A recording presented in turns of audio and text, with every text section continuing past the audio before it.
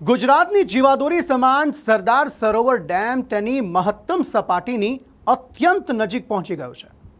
હાલમાં ડેમ 90%થી વધુ ભરાયો છે, ત્યારે નર્મદા નદીમાં છોડવામાં આવેલા પાણીના લીધે વડોદરા અને ભરૂચ જિલ્લામાં પૂર જેવી પરિસ્થિતિ સર્જાઈ છે, જેને લઈ વહીવટી તંત્રએ પણ કડક પગલાં લીધા છે।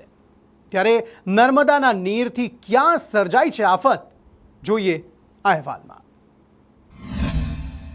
નર્મદાના નીરે વધાર્યું જોખમ, ભરૂચમાં પૂરનો સર્જાયો ભય, વડોદરામાં ઘાટ ડૂબ્યા।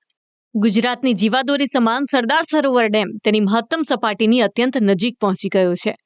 હાલમાં ડેમ 90%થી વધુ ભરાયો છે, ત્યારે સિઝનમાં 2 વાર ડેમના 15 દરવાજા ખોલી પાણી છોડવામાં આવ્યું છે। અગાઉ ઓગસ્ટ મહિનાની શરૂઆતમાં 15 દરવાજા ખોલવામાં આવ્યા હતા અને ત્યાર પછી ગઈકાલે નર્મદા ડેમના કુલ 23 દરવાજામાંથી 15 દરવાજા ખોલી 3,27,000 ક્યુસેક પાણી નર્મદામાં છોડવામાં આવ્યું।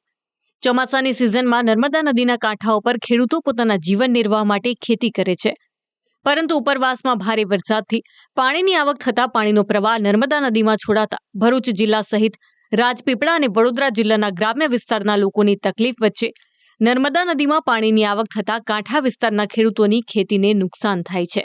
હાલમાં જ નર્મદા નદીમાં સતત પાણીનો પ્રવાહ છોડાતા ભરૂચ નજીક ગોલ્ડન બ્રિજની જળસપાટી 19 ફૂટને પાર થતા નર્મદા નદી 2 કાંઠે વહેતી થઈ છે। નર્મદા નદીના વધેલા પાણીના કારણે ગોલ્ડન બ્રિજની આસપાસનો વિસ્તાર પણ ચિંતા જન્માવી રહ્યો છે। ગત વર્ષે જેમ પૂર જેવી પરિસ્થિતિ સર્જાઈ હતી, તેવી જ સ્થિતિ આ વર્ષે પણ જોવા મળી રહી છે।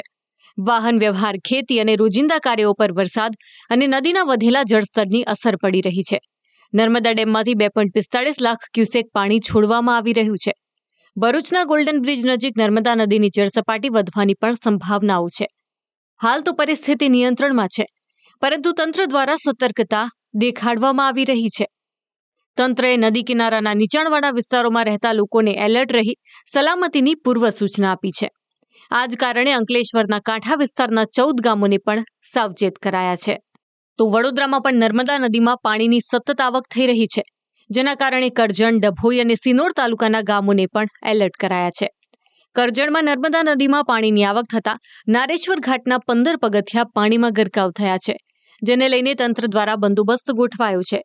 આસપાસના 14 જેટલા ગામડાઓને સાવચેત કરાયા છે।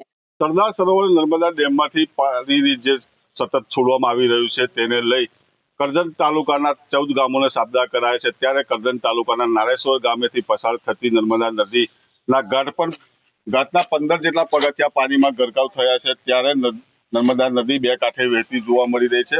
કરજણ તાલુકાના 14 જેટલા ગામોને સરદાર સરોવર નર્મદા ડેમમાંથી જે પાણી છોડવામાં આવ્યું છે, જેને લઈ નર્મદા નદી 2 કાંઠે વહી રહી છે અને સતત પાણીમાં વધારો થઈ રહ્યો છે। ત્યારે નારેશ્વર યાત્રાધામ ખાતે આવેલા ઘાટના 15 જેટલા પગથિયા પાણીમાં ગરકાવ થયા છે, જેને લઈ અને પોલીસનો પણ અહીંયા ઘાટ ખાતે બંદોબસ્ત ગોઠવવામાં આવ્યો છે।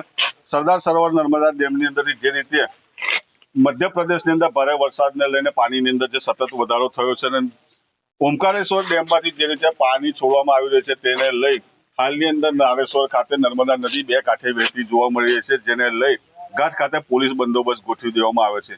આ તરફ નર્મદા નદીમાં વધતા પાણીની સીધી અસર ડભોઈ અને સિનોર તાલુકાના ગામો ઉપર પડી છે, જ્યાં કુલ 15 ગામોને એલર્ટ કરાયા છે। ડભોઈના ચાંદોદ, કરનાળી, નંદેરિયા અને સિનોરના માલસર, દરિયાપુરા સહિતના ગામોમાં ભયનો માહોલ છે। ચાંદોદના પવિત્ર મલ્હાર રાવ ઘાટના 108 પગથિયામાંથી 76 પગથિયા પાણીમાં ગરકાવ થયા છે। આ દ્રશ્યએ હાલ સ્થાનિક લોકોની ચિંતા વધારી છે। આવી જ સ્થિતિ ભરૂચમાં પણ જોવા મળી રહી છે, જ્યાં ઐતિહાસિક ગોલ્ડન બ્રિજ ઉપર નર્મદા નદીના વધતા જળસ્તરથી જોખમ ઊભું થયું છે, જેને લઈને ભરૂચના નીચાણવાળા વિસ્તારોમાં પૂરનો ભય સર્જાયો છે। તંત્રએ ગોલ્ડન બ્રિજ ઉપર ટ્રાફિકનું નિરીક્ષણ શરૂ કર્યું છે અને જરૂર પડે તો ટ્રાફિક ડાયવર્ટ કરવાની પણ તૈયારી કરી છે। વડોદરા અને ભરૂચ જિલ્લાના વહીવટી તંત્રએ પૂરની પરિસ્થિતિનો સામનો કરવા માટેના કડક પગલાં લીધા છે। તલાટી કમ મંત્રીને ગામોમાં રહીને સ્થિતિ ઉપર નજર રાખવા અને ગ્રામજનોને સમયસર માહિતી પહોંચાડવાની પણ સૂચના આપી છે। રાહત અને બચાવ ટીમોને પણ એલર્ટ રખાઈ છે, જેથી જરૂર પડે ત્યારે તાત્કાલિક સ્થળાંતર અને બચાવનું કાર્ય શરૂ કરી શકાય। બ્યુરો રિપોર્ટ, સંદેશ ન્યૂઝ।